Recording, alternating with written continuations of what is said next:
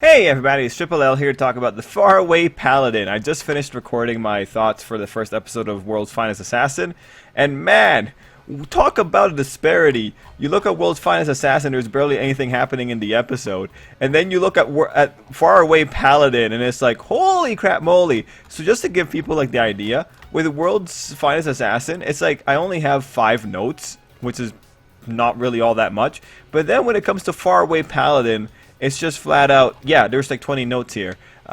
This is a pretty, like, if we're talking about information density, this is a lot of information. I had to watch over a couple of scenes here. Like, it was actually kind of dangerous to watch it at 2 times the speed. But yeah, here we go, Faraway Paladin, the isekai about a guy who is being raised by undead. People were recommending this one to me quite a bit. It was an isekai, so I was eventually going to check it out, but I'm very happy to be watching it here. Ultimately, this is a really dense episode.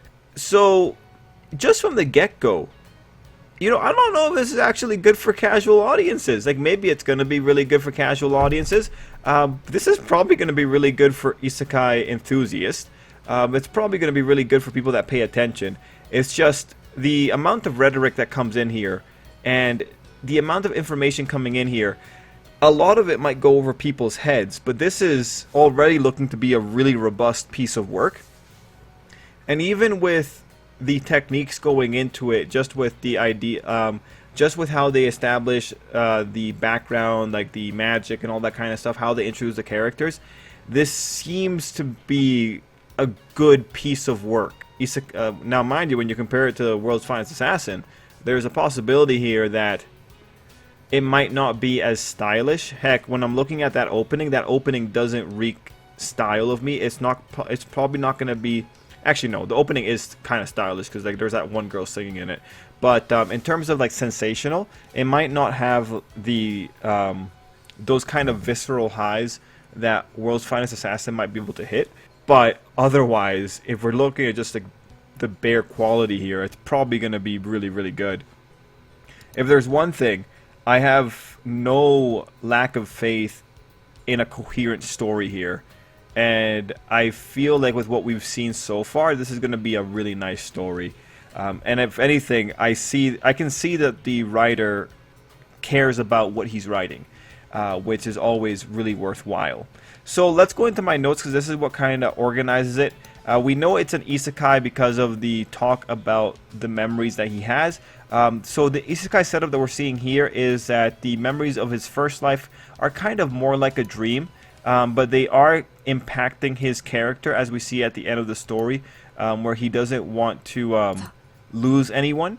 The next big sequence that we have in the episode is where we're introduced to Gus, the ghost, who is pretty much his educator. That sequence was cool because it kind of explained how magic works.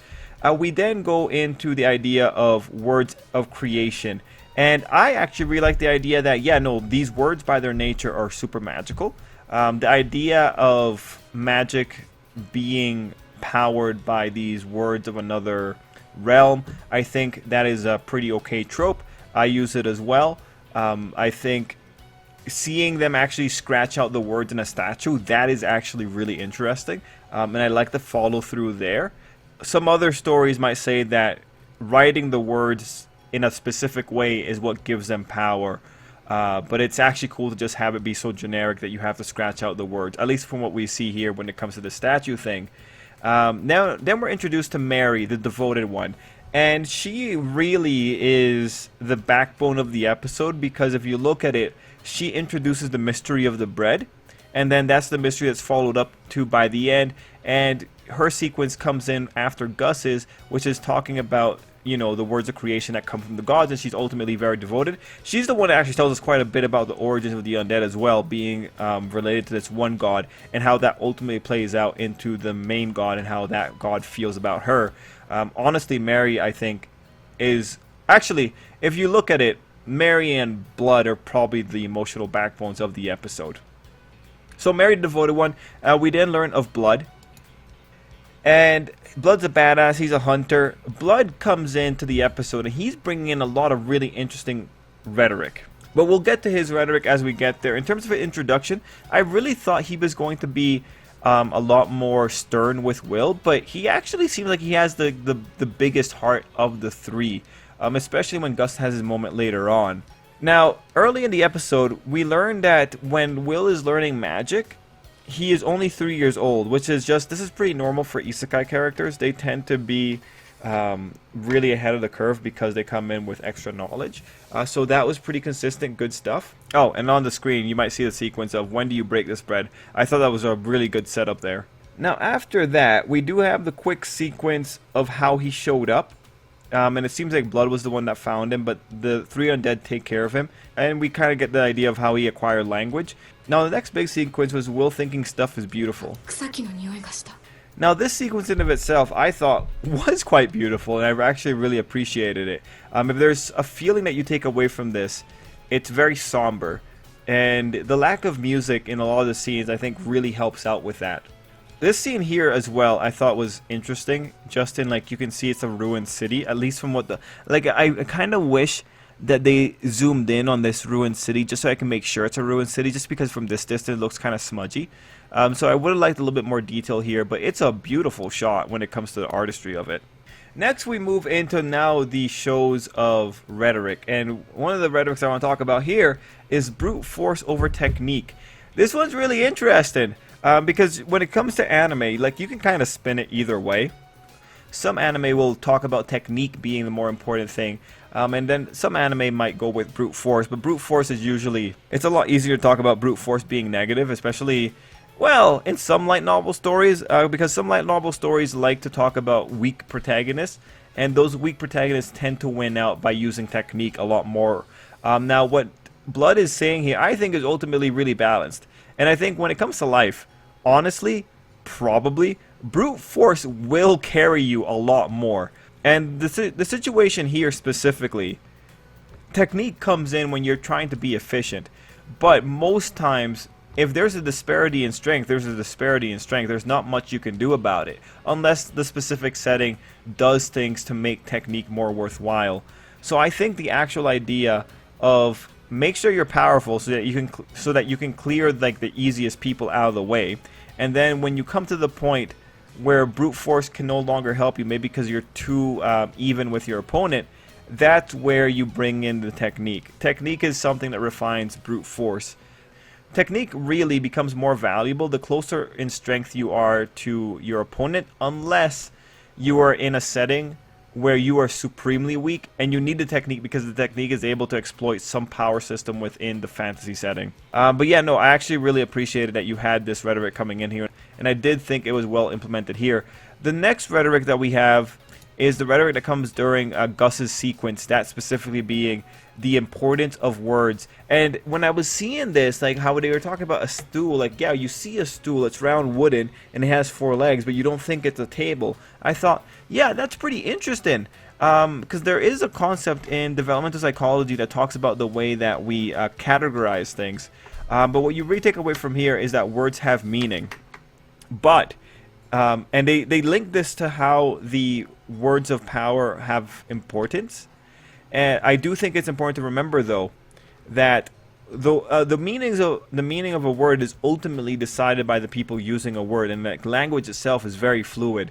When you have Gus talking about how fickle language is, though, I think he does capture that sense. And like, even when you look at the stool, a round wooden stool with 4 legs, you know, does that actually prevent someone from using a stool as a table? Like, if you're a child and you have this round wooden stool, you know, would if your parent has to feed you and the table is unavailable, would the parent not use the stool as a table? Functionally, a stool can be a table for a child. So there is a little bit of interesting thing going on there when it comes to that rhetoric about the significance of words. And I do wonder if ultimately the way that the kid sees the words will have a final effect. Mind you, these are words of creation, and their importance and their meaning might not be set by the people that use it, but by the people that created the words in the first place.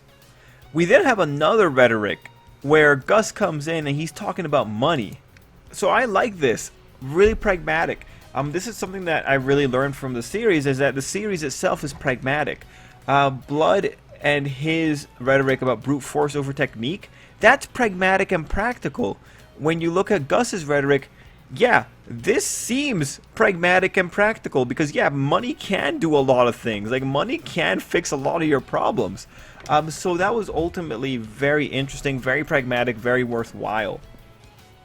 Also worth pointing out that Gus had a pretty good characterization with that one. Next, we move into Mary's rhetoric, and this one, like, you know, again, Mary has a lot of things going on here, but this is just so interesting. At the brink of death, our strong desires led us to forming contracts with the god of undeath, and in so we became the enemy of good people. There is so much going on here. First, good to know how this kind of happened to them. I can imagine this was a really sad affair. And then you have them acknowledging being traitors to good. That's a really interesting level of self-awareness.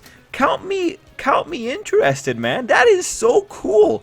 Whenever you have characters acknowledging that they are bad or that they are against the natural order, that is neat. And for Mary, it becomes even more amazing when you consider that later on, well, she's this character that even though God rejects her, she's still ultimately she still ultimately believes in that God.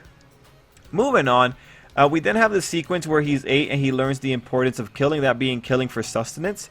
That was a pretty good sequence. Again, it just reeks of practicality. And I do like the little thing of Blood saying it never becomes easy to kill someone. So I think this is one of the things that says that Blood is probably a relatively good person, just because typically people that don't forget how hard it is to kill someone, they tend to be shown to be better than the people that just kind of get used and desensitized to killing people. Oh, just looking at the sequence where he said Blood is kind of like a father. And then we have the power exposition sequence. So it's just showing us the way that Will fights here. And it has Blood commenting on Gus's style of using weaker magic for good outcomes. We also saw a little sequence where Will made Blood slip. I think that sequence was ultimately really good. And it does tell me what kind of style Will might develop here. He might really go, when it comes to magic, a very skilled approach. After this, we have the very strange conflict that occurs where Gus almost says something about Will maybe being useful. So when you have that moment, it seems like, okay, is there something going on in the background here? Anyway, after that, we have this really nice sequence with Blood where he's talking about stuff to Will. He's being very vague and there's things that we don't fully understand just yet. And this ultimately leads into the whole sequence with Mary. So I think that worked really well. Honestly, the episode is so information heavy that I really wonder what exactly was left out. But yeah, going into Mary's sequence, I thought this was just ultimately so cool. Because when you see her lit in flame, I'm just really thinking, like, what is going on here, man? Because when they were talking about the bread, I was thinking, yo, is she like making this bread out of her body or something? But no, you come to find out that she is getting the bread from God. So I think really when it comes to Mary's sequence, and she's talking about like, hey, we betrayed her by taking these contracts with the god of undeath, touching her divinity lights us on fire, so praying to her lights us on fire. But I like that Mary talks about despite all that, she still loves that particular god. And I like that even though Mary's an undead, the god apparently still blesses Mary with bread for Will. And what's cool about that is that it says, well, this god, if it actually is the way that Mary is presenting it, this god isn't a dick. This god isn't completely unreasonable. Like, she's making she's being pretty reasonable. Like, okay, look, hey, you kind of broke the rules here, but I'm not going to screw over the kid that you're actually trying to take care of. Heck, it might even be just an issue of nature. So when you have this scene where you have Mary acknowledging that the god might not accept her, but still blesses her with bread every day for Will, that it's ultimately a very powerful scene, just because it says so much about the god that rules over this world, and it says all about Mary who is still worshiping that particular god. Like, when you have this sequence, what it tells you is, it again feels like whatever led to them making those contracts, it wasn't something that was made in an easy situation. But that's ultimately the episode of Faraway Paladin. The things you take away from it, it's somber, it's relatively wholesome, and it's very practical. And it's very, I think, fair and nuanced with the depiction of the characters so far. So the characters have their good parts and their negative parts. Heck, there was another sequence that I kind of neglected to talk about here, but where Blood is respecting, like, hey, you did something stupid, but your heart was in the right place. The ability to chastise with one hand and praise with the other. That's a level of nuance that's usually missing from anime and stories that come out of anime, because they usually want to be one way or the other. So I really appreciate this. This ultimately is a robust piece of work, and there's nothing in the episode that tells me it's not robust. So I'm very excited for the future here when it comes to Faraway Paladin. Now guys, that's all I got for this particular anime. I'm not going to talk about the opening, but let me know what you thought down below. I'm pretty much set here, and yeah, till next time. I hope you have an absolutely great day. I'm going to go edit some videos now. Pray for me. Hopefully you won't burst into flames like Mary did.